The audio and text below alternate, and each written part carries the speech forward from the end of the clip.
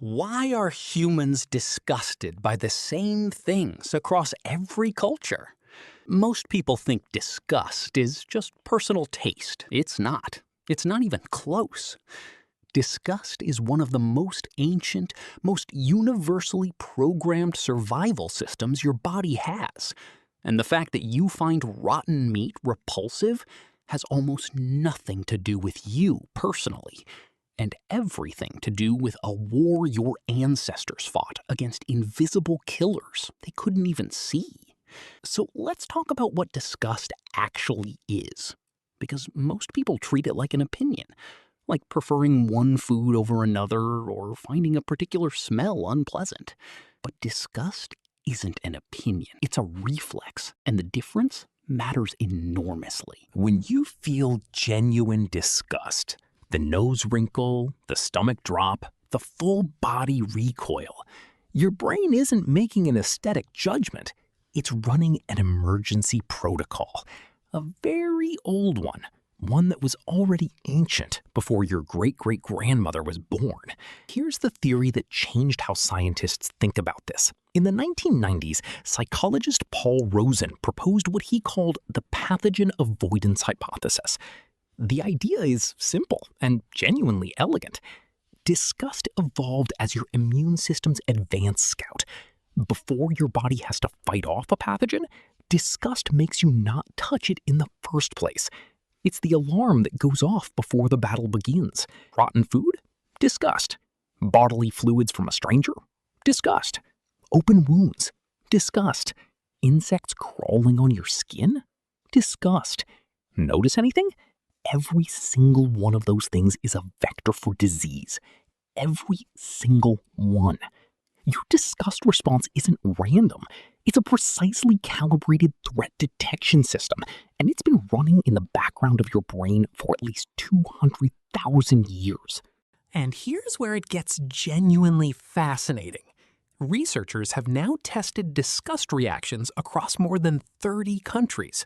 Cultures with no shared history, no shared religion, no shared language, separated by oceans and thousands of years of completely independent development. And what they found was remarkable. The core disgust triggers are almost identical everywhere. Rotting organic matter, bodily waste, signs of disease, certain animals associated with contamination, rats, flies, cockroaches. Not similar, almost identical. Think about what that means. A person in rural Japan, and a person in rural Brazil, and a person in urban Nigeria, none of whom have ever met, none of whom share a cultural framework, all recoil from the same short list of things. That is not culture. That is biology. That is evolution carving the same instruction into every human brain, regardless of where or when that brain happened to develop. But here is where the story gets complicated, and it always gets complicated. Because disgust didn't stay in its lane. The pathogen avoidance system was designed for a very specific job: keep you away from things that will make you physically sick. But somewhere along the way, human societies figured out that disgust was an incredibly powerful social tool, and they started using it for things it was never designed for.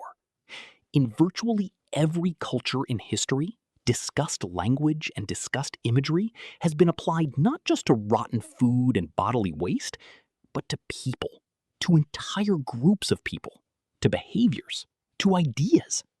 The same visceral, gut-level The full body recoil that your ancestors felt toward a corpse full of disease got redirected, pointed at the unfamiliar, at the foreign, at anyone a society decided was on the wrong side of a purity line. This is called moral disgust, and it's one of the most dangerous things the human brain does. Because here's the problem. Your brain cannot tell the difference between "this meat will kill me" disgust and "this person violates my group's norms" disgust. The same wrinkled nose, the same stomach drop, the same instinct to get away. But one of those reactions is protecting you from cholera. The other one is just prejudice wearing a biological costume. Researchers have found that people who score higher on disgust sensitivity, meaning their pathogen avoidance reflex fires more easily, also tend to hold stronger in-group, out-group attitudes. Not because they're worse people, but because the same system is doing both jobs. It was only ever built for one of them. So, what does all of this actually mean? It means the next time you feel a gut level, visceral, immediate reaction of repulsion towards something, you should pause, just for a second, and ask yourself which kind of disgust this is. Is this your 200,000-year-old immune system doing its job? Or is this the same system misfiring on something it was never designed to evaluate? Because disgust is one of the oldest tools in the human toolkit. It kept your ancestors alive in a world full of invisible biological threats they had no other way to detect. That's real. That's important. That's a piece of ancient engineering that deserves some respect. But it's also a system that gets hijacked, that gets pointed in the wrong direction, that has been used throughout history to make ordinary human prejudice feel like a biological fact rather than a social choice. You didn't choose your disgust triggers. They were installed long before you arrived. But what you do with them, that part is actually yours.